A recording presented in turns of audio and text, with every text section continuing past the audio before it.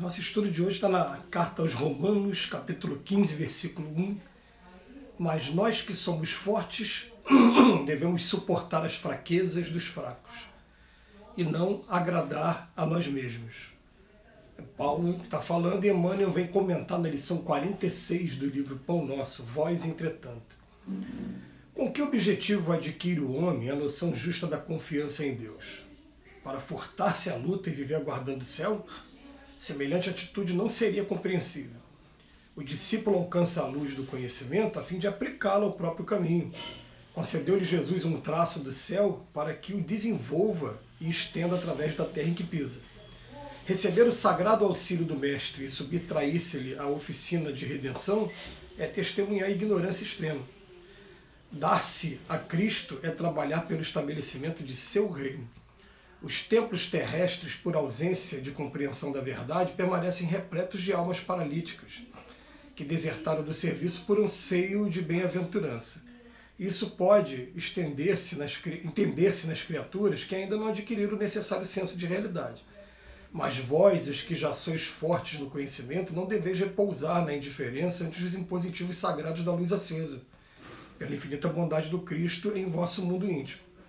É imprescindível tome cada um os seus instrumentos de trabalho na tarefa que lhe cabe, agindo pela vitória no bem, no círculo de pessoas e atividades que o cercam. Muitos espíritos doentes nas falsas preocupações e na ociosidade do mundo poderão alegar ignorância. Vós, entretanto, não sois fracos nem pobres da misericórdia do Senhor. Que lição bonita para a gente analisar aqui hoje. Porque ele começa a dizer o seguinte, que tem muita gente que começa a se aprofundar dos conhecimentos religiosos e a gente precisa realmente de um momento de estudo, de um momento de introspecção, mas depois que começa a tomar conhecimento das escrituras sagradas, desses preceitos que revolucionam a gente, né, que mexem com a gente, a pessoa se entrega a uma inércia que é inexplicável, a inércia, muitas das vezes até a inércia em orações. Olha a justificativa que tem, inércia em orações, achando que essa inércia o vai levar ao reino dos céus, à terra prometida, enfim, é toda a promessa que o Cristo deixou nos evangelhos, nos 4 evangelhos.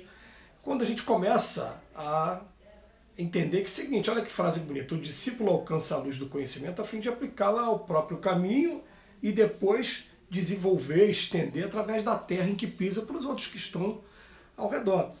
Então é interessante, né, que ontem eu estava conversando com um amigo, esse amigo, amigo muito querido do coração, que ele, nessa encarnação, nessa vida, ele chegou a morar na rua. Morar na rua com a família, que a família não tinha uma casa. E hoje ele é um multiprofissional sem ter tido condição de estudar, de concluir os estudos, de fazer o 2º grau completo, de fazer a faculdade, pós-graduação, igual essas pessoas, né, quando tem condição de fazer, fazem. Mas ele, né, se ele assistiu o que eu estou falando, ele vai saber o que eu estou falando dele. Hoje ele é um profissional que ele trabalha com energia solar, ele trabalha fazendo parte elétrica, ele trabalha com câmeras de segurança, ele trabalha com... entende tudo de Sky, de net, desses aparelhos de telefonia, porque trabalhou muitos anos nesse ramo. E ele está trazendo com ele uma gama de informações que eu parei para conversar com ele e falei para ele, meu amigo, olha só, tenta ver o lado do espírito, esquece o lado do corpo aqui agora. Se Deus convidasse para voltar agora para outro lado da vida, abandonar esse corpo, porque esse corpo a gente sabe que ele vai para dentro de um caixão de madeira daqui a pouco, mas o espírito não, o conhecimento que a gente tem vai com a gente.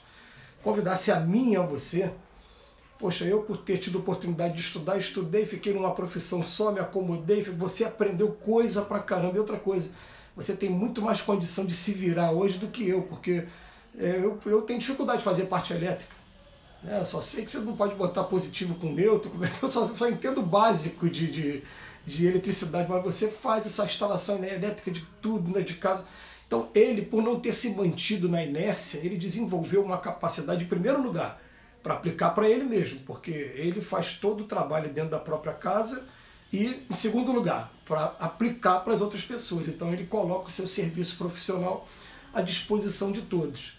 Agora pega essa informação, esse paralelo, e traduz agora para o campo das nossas atividades no campo religioso, no campo social. Né? Aí a pessoa, né, ela pode, é a opção dela, ela pode optar por ficar somente naquela parte administrativa da ordem social, como eu fiquei durante alguns anos, né? Só fazendo aquela parte de receber a pessoa, faz uma entrevista, pergunta qual é o nome completo, pega documento, onde você mora, quantos filhos tem e tal, né? Para depois ver, vai atender aonde, vai atender na obra social, vai escrever para ter o remédio, a doação do remédio. Você pode ficar nisso, como pode, aos pouquinhos, tomar a coragem de conhecer todos os setores que existem na sua casa, na sua instituição religiosa, na sua obra social e, aos poucos, ir se inteirando dos trabalhos, mas se inteirando dos trabalhos, né, de maneira a aprender e, se tiver que contribuir com alguma coisa, a palavra já falou, contribuir, não querer alterar, não querer bater de frente, porque às vezes a gente tem uma mania de querer achar que faz melhor do que o outro, que o outro não está fazendo direito, a gente tem uma mania disso, né? Quando na verdade, se você tirar a oportunidade do outro, você pode estar apagando aquilo que ele está se agarrando nessa encarnação para a redenção dele. Às vezes muita gente desanima, depois foge do trabalho e joga fora a oportunidade que a vida estava dando dele estar buscando uma coisa, né? Porque quando a gente começa a trabalhar em prol dos outros, sem esperar nada em troca, algo a gente não sabe explicar com palavras, mas se modifica na gente. A gente começa a receber energias diferenciadas, começa a ter uma outra mentalidade, a gente começa a ter ao mesmo tempo que bate uma alegria, também bate um incômodo, porque você vê que é tanto serviço. Ontem eu fiquei muito incomodado. Ontem eu fui convidado para fazer uma coisa simples, para levar um chocolate quente com um lanche para a rua, para moradores de rua. E aqui perto da minha casa eu parei no primeiro ponto, mais de 40 pessoas, como eu nunca tinha visto, por conta dessa pandemia, por conta dessa crise. E aquilo dá um incômodo na gente, a gente fica, meu Deus, a que ponto que nós estamos chegando, né? Precisa de muita coisa para ser feita, e às vezes coisas pequenas. Ontem, coisa pequena. Ontem a gente não teve aquela coisa de fazer um prato de comida, uma quentinha. Não, a gente pegou pão, né, fez um sanduíche, levou com chocolate quente e foi só. É fazer aquilo que está ao nosso alcance, sem esperar.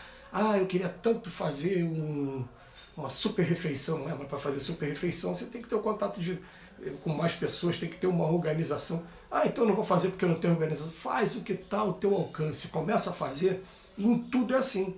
A gente começa a sair daquela inércia, aí sim, quando a gente conjugar o estudo que a gente precisa com a prática, com o trabalho, aí as coisas começam a andar. E tanto o Paulo como o Emmanuel aqui na lição, foi mais de uma vez, ele vai falando assim, muitos espíritos doentes nas falsas preocupações e na ociosidade do mundo poderão alegar ignorância, mas vós não.